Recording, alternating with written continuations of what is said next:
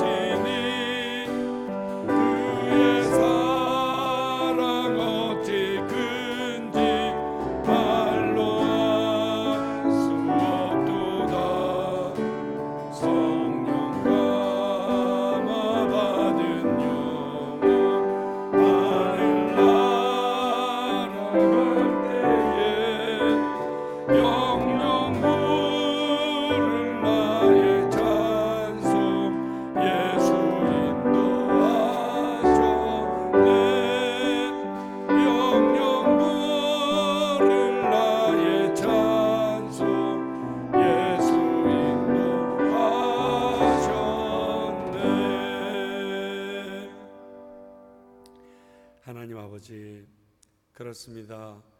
내가 그 길을 잘 선택해서 또 나름의 의의를 가지고 저희들이 하나님이 원하시는 길을 걷고 있다고 생각하지만 종국에 알고 보면 모든 것이 하나님의 은혜로 당신의 인도하심으로 저희들이 이곳까지 왔음을 고백합니다. 아니, 주님께서 저희들을 천국까지 인도해 주실 것을 소원합니다. 아버지요, 말씀에 대하여 조금이나마 저희들이 편파적인 생각 갖지 말게 하시고 주어진 말씀 그대로 하나님의 온전한 살아 역사하는 말씀인 것을 믿고 내 삶 속에 그리고 그 말씀을 나의 가장 우선순위로 놓고 살아가는 저희들 되게 해 주시옵소서. 이 아침 시간 주님 귀한 말씀 주셨사오매 이 말씀을 듣고 나눌 때 저희들 모두가 하나님의 은혜에 다시 한번 감사하는 그리하여 그분의 말씀에 순종할 수밖에 없는 존재들로 바꾸어 주시옵소서. 예수님 이름으로 기도하옵나이다. 아멘. 오늘 주신 하나님의 말씀은 출애굽기 16장입니다. 출애굽기 16장 10절부터 21절까지 보려고 합니다. 출애굽기 16장 10절부터 21절까지입니다.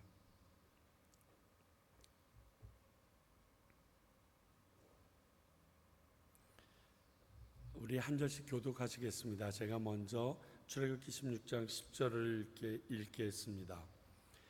아론이 이스라엘 자손의 온 회중에게 말하매 그들이 광야를 바라보니 여호와의 영광이 구름 속에 나타나더라. 여호와께서 모세에게 말씀하여 이르시되 내가 이스라엘 자손의 원망함을 들었노라. 그들에게 말하여 이르기를 너희가 해질 때에는 고기를 먹고 아침에는 떡으로 배부르니 내가 여호와 너희의 하나님인 줄 알리라 하라 하시니라. 저녁에는 메추라기가 와서 진에 덮이고 아침에는 이슬이 진 주위에 있더니 그 이슬이 마른 후에 광야 지면에 작고 둥글며 서리 같은 것이 있는지라. 이스라엘 자손이 보고 그것이 무엇인지 알지 못하여 서로 이르되 이것이 무엇이냐 하니 모세가 그들에게 이르되 이는 여호와께서 너희에게 주어 먹게 하신 양식이라. 여호와께서 이같이 명령하시기를 너희 각 사람은 먹을 만큼만 이것을 거둘지니 곧 너희 사람의 수요대로 한 사람의 한 오멜씩 거두되 각 사람이 그의 장막에 있는 자를 위하여 거둘지니라 하셨느니라. 이스라엘 자손이 그같이 하였더니 그 거둔 것이 많기도 하고 적기도 하나 오멜로 되어 본즉 많이 거둔 자도 남음이 없고 적게 거둔 자도 부족함이 없이 각 사람은 먹을 만큼만 거두었더라. 모세가 그들에게 이르기를 아무든지 아침까지 그것을 남겨두지 말라 하였으나 그들이 모세에게 순종하지 아니하고 더러는 아침까지 두었더니 벌레가 숨고 냄새가 난지라. 모세가 그들에게 노하니라. 무리가 아침마다 각 사람은 먹을 만큼만 거두었고 햇볕이 뜨겁게 쬐면 그것이 쓰러졌더라. 아멘. 하나님께서 이스라엘 백성이 광야 생활을 하면서 이제 한 달여를 지나오니까 먹을 것이 떨어졌습니다. 그래서 그 먹거리 때문에 원망하는 모습을 보시고 직접 그분의 모습을 드러내서 내가 앞으로 너희들을 어떻게 먹여 살리겠다라는 말씀을 선포하는 내용입니다. 그리고 이것은 만나의 규례로 이어지게 됩니다. 우리 만나의 규례가 왜 우리에게 주어졌는가 알기 위해서는 우리 지난주일도 살펴봤지만 신명기 8장 3절을 보면 이렇게 적혀 있습니다. 너를 낮추시며 너를 줄이게 하시며 또 너도 알지 못하며 내 조상들도 알지 못하던 만나를 내게 먹이신 것은 사람이 떡으로만 사는 것이 아니요 여호와의 입에서 나오는 모든 말씀으로 사는 줄을 내가 알게 하려 하십니다. 이 만나를 주신 가장 큰 이유는 무엇이냐? 하나님의 말씀으로도 우리가 떡을 먹고 육신이 건강해야 되는 줄 아는데 그것뿐만이 아니라 하나님의 말씀으로도 우리가 살 수 있다. 그리고 이 내용은 좀 더 적극적으로 나가서 하나님의 말씀대로 순종했더니 내 육신의 양식까지 채워졌더라. 이것을 알게 하기 위해서 하나님께서 주셨다는 것입니다. 결국 만나를 통한 시험은 두 가지로 압축이 되는데 첫 번째는 매일 먹을 만큼만 걷어들이고 그날 싹 다 먹어버리라는 겁니다. 이튿날까지 남겨두지 말라는 겁니다. 두 번째 규례는 여섯 번째 날에는 이틀분 그 다음 날 것까지도 걷어들여서 먹으라 하는 것입니다. 일곱째 날에는 만나가 내리지 않겠다는 겁니다. 자, 오늘은 그 첫 번째 규례인 오늘 먹을 만큼만 너희들이 거두어라 하는 그 말입니다. 이것은 다른 말로 얘기하면 이런 의미입니다. 나의 경험이나 습관에 따르지 말고 하나님의 말씀하심만 믿고 그대로 따라봐라 이거예요. 매일 내리는 만나를 각기 필요한 대로 한 오멜을 지금의 측량으로 따져보니까 약 2.3리터 정도 됩니다. 2.3리터씩 매일 거두라고 하십니다. 그런데 20절을 보니까 그들이 다음 날까지 위해서 이 만나를 남겨두어 비축하는 모습이 보입니다. 근데 사실 말이죠, 이들이 이렇게 행동한 것을 보면 이해가 됩니다. 이들은 애굽 땅에서 노예로 한 곳에 정착해서 430년을 살아왔습니다. 그러다가 갑자기 애굽을 떠나서 유목민, 즉 매일매일 언제 떠나야 될지, 언제 머물러야 될지 모르는 유목민의 삶을 시작한 지 이제 한 달 정도가 되었습니다. 자, 유목민의 삶을 살 때 제일 중요한 거, 있을 때 챙겨라, 있을 때 먹어라. 꼭 우리 옛날 어릴 때 같아요. 먹을 거 눈앞에 있을 때 먹고 굶을 때 며칠 굶어라, 뭐 이런 식으로 어른들 얘기하는 것처럼 유목민의 삶을 살다가 보게 되면 오늘 좋은 물을 많이 발견하면 그 물을 챙겨서 그 다음 지역까지 내가 쓰기 위하여, 왜? 그곳에는 물이 없을 수도 있으니까. 혹 물이 있다선 해도 지금 이 60만의 장정, 그러면 플러스 얼마나 많은 인원이 되겠어요? 그 사람들이 한꺼번에 몰려가서 내 차지가 안 될 수가 있으니까. 뿐만이 아니라 음식도 마찬가지입니다. 내 눈앞에 음식이 많이 보여지면 그것을 비축하고 나갈 수밖에 없는 게 유목민들의 전형적인 삶입니다. 그게 이제 한 달 동안을 여오면서 물도 떨어졌고요, 이번엔 음식도 떨어집니다. 그러니까 당연히 내일은 안 내릴 수 있겠구나, 내려도 나한테까지는 오지 않겠구나라는 생각이 들어서 비축해 둘 수 있습니다. 당연한 이치입니다. 그런데 이런 모습에 모세가 노를 바라고 하나님은 그 음식에 썩고 벌레가 생기게 합니다. 사실 18절에 그들이 얻은 만나로 모든 사람이 부족하기 없었다. 저는 28절부터 어마어마한 기적이에요. 한 호멜씩 거두라고 그랬는데 용량이 다 같지 않잖아요. 그리고 어느 집안 용량은 보니까 말이 안 되더라고요. 그런데 오멜로 달아보니까 어떤 때는 많고 어떤 때는 적었는데 뭐라고요? 부족함이 없었대. 다 제대로 먹었대. 여러분, 이것부터 기적이에요. 아, 저거 더 접을까? 귀찮아. 그리고 안 잡았는데 어떤 애가 아파서 안 먹은 거야. 그래서 안 썩게 남은 거야. 아무도 부족함이 없는 것 자체가 기적인데 그렇게까지 보여주셨는데도 순종하지 않습니다. 이는 그들이 애굽에서 지난 400년간의 생각을 개조시키는 하나님의 훈련이셨습니다.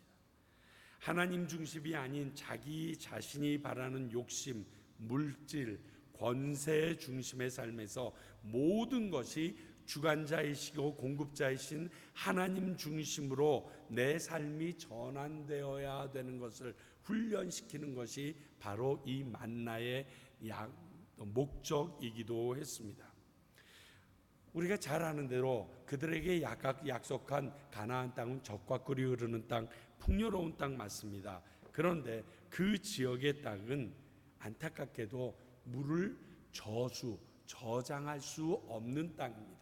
물이 내리면 다 흘러가거나 다 흡수해버리는 땅입니다.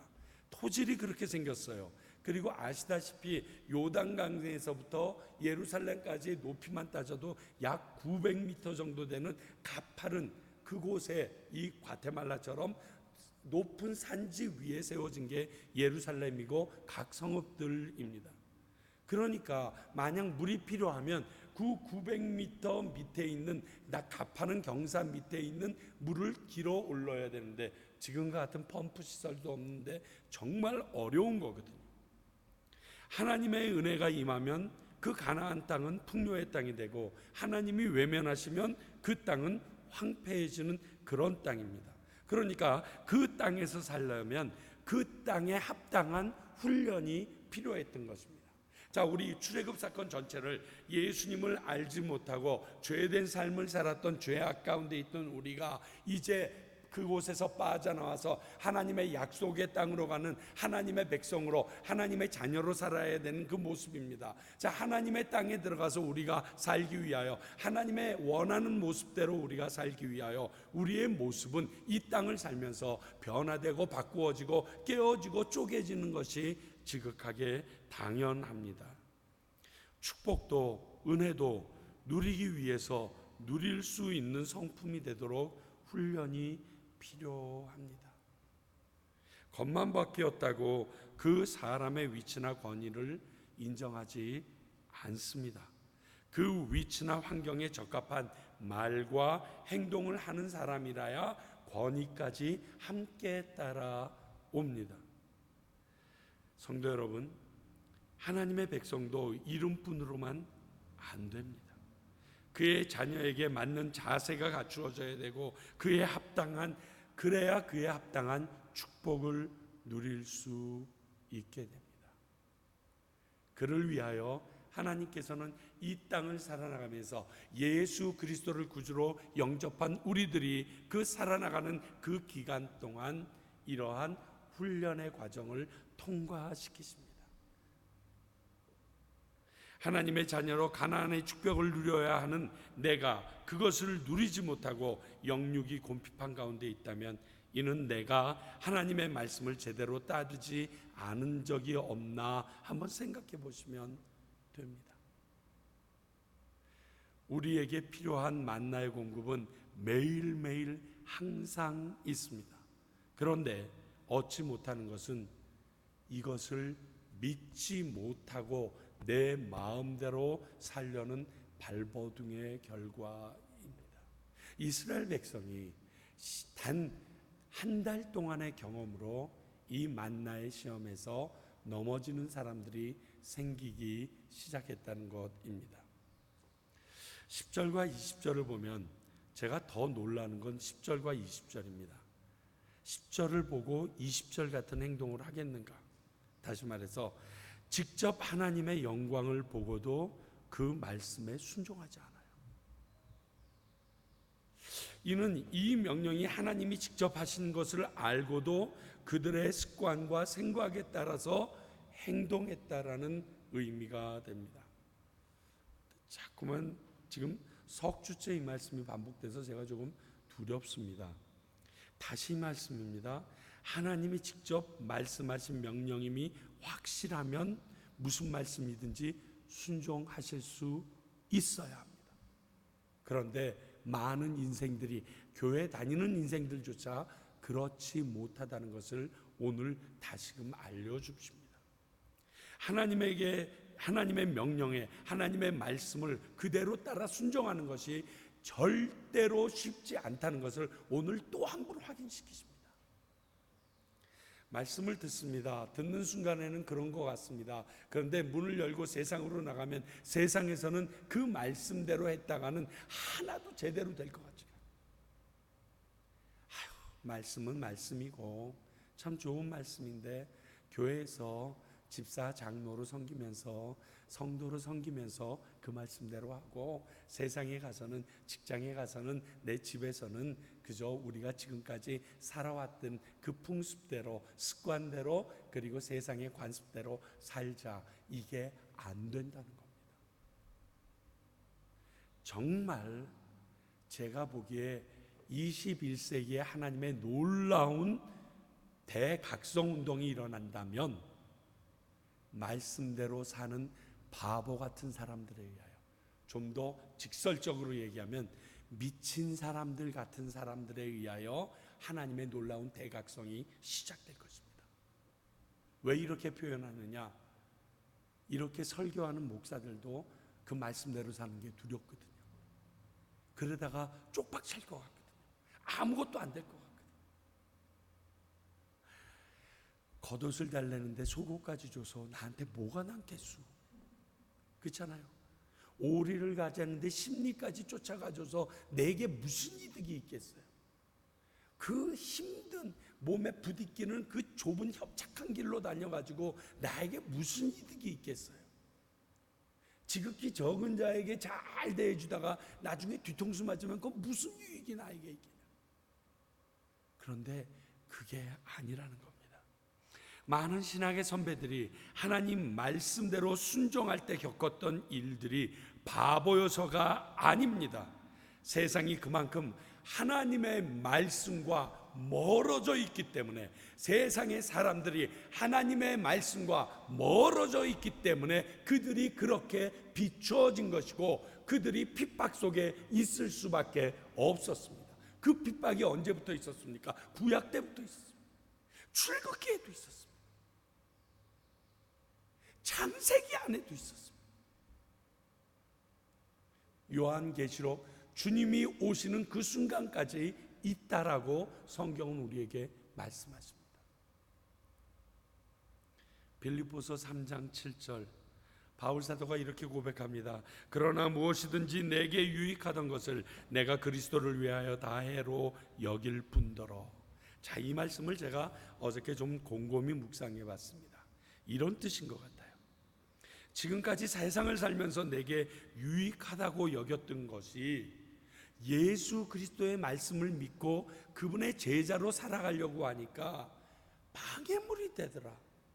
그래서 세상 사람들은 놓치기 싫어하는 그것을 나는 포기하고 예수 그리스도를 잡기 위하여 이제 그 생각, 그 경험, 그 상식 내려놓고 예수님만 바라보고 그분 말씀대로만 살겠다, 이런 고백인 것 같아요. 여러분, 예수님이 원하셨던 그 길, 하나님께서 원하셨던 말씀의 길로 가려면 내가 버려야 될 게 있어요. 세상이 박수쳤던, 그리고 세상이 맞다라고 얘기했던 것들을 일단 접어놓으십시오. 물론 다 필요 없는 게 아닙니다. 접어서, 그리고 말씀대로 먼저 행하십시오. 그리고 그때 필요한 지혜를 가져다가 쓰십시오. 이 우선순위가 바뀌면 하나님의 말씀과 나는 상관이 없습니다. 우리 믿는 자들에게 필요한 자세가 이것입니다. 하나님의 말씀대로 순종하기 위해서 내가 알던 유익이라고 여겼던 것들이 방해가 될 때가 많이 있습니다. 오늘 말씀은 만나입니다. 이 만나는 이스라엘 백성이 이제 가나안 땅에 도착해서 첫 수확을 할 때까지 40년 동안 내렸던 그들의 음식입니다. 다르게 얘기해 볼게요. 만나가 내리지 않았으면 이스라엘 백성은 40년 동안 광야 생활에 굶어 죽었을 것입니다. 좀 더 정확하게 얘기할까요? 하나님께서 내려주신 이 만나는 그들의 삶의 원동력이었고 생명과 같은 것이었습니다. 이 생명과 같은 이 만나가 하나님의 말씀의 기인에서 이루어져 있다는 거예요. 다시 말씀드리면 아까 읽은 신명기 8장 3절 말씀처럼 너희들이 떡으로만 살 것이 아니라 내 입에서 나온 말씀으로 살 수 있는 것을 알게 하시기 위하여. 하나님의 말씀은 내가 이 땅을 살아나가면서, 그리고 하나님의 자녀로서 이 땅 가운데서 내가 움직일 때 필요한 소중한 것 중에 하나입니다. 버리지 마십시오. 속지 마십시오. 그대로 해보세요. 그리고 나서 저한테 달려들어서 멱살을 잡든지 하세요. 그 전까지 괜히 쓸데없이 아니 그건 주님, 목사님 그건 말씀이고요, 그건 성경이고요, 그건 신앙이고요, 그건 교회에서 영적인 이런 소리 하지 마십시오. 안 그랬으면 오늘 이렇게 얘기하지 않으셨을 것입니다.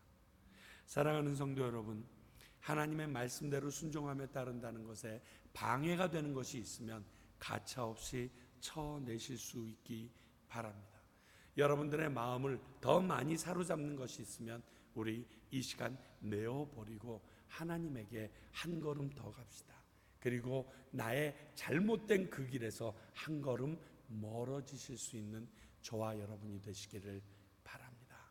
기도하겠습니다. 아버지 하나님, 오늘 귀한 말씀 주셔서 감사합니다. 특히 먹고 사는데 너무 중요한 매일 양식인 만나를 가지고 하나님의 말씀과 견주어서 우리에게 들려주셔서 깨닫게 해주시니 감사합니다.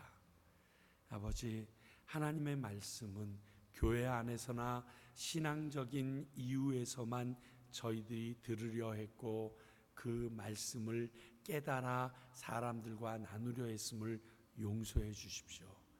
우리가 먹을 것 가지고 그리고 입을 것 가지고 노력하듯이 동일하게 하나님의 말씀에도 능력이 있음을 저희들이 알고 이 땅을 살아가는, 먹고 입고 살아가는 원동력이 그 안에서 나오는 것을 저희들이 믿고 따라가게 하여 주시옵소서.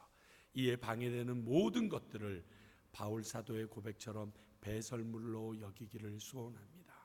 그렇게 보여지게 하시고 내려놓게 도와주시옵소서. 예수님 이름으로 기도하옵나이다. 아멘.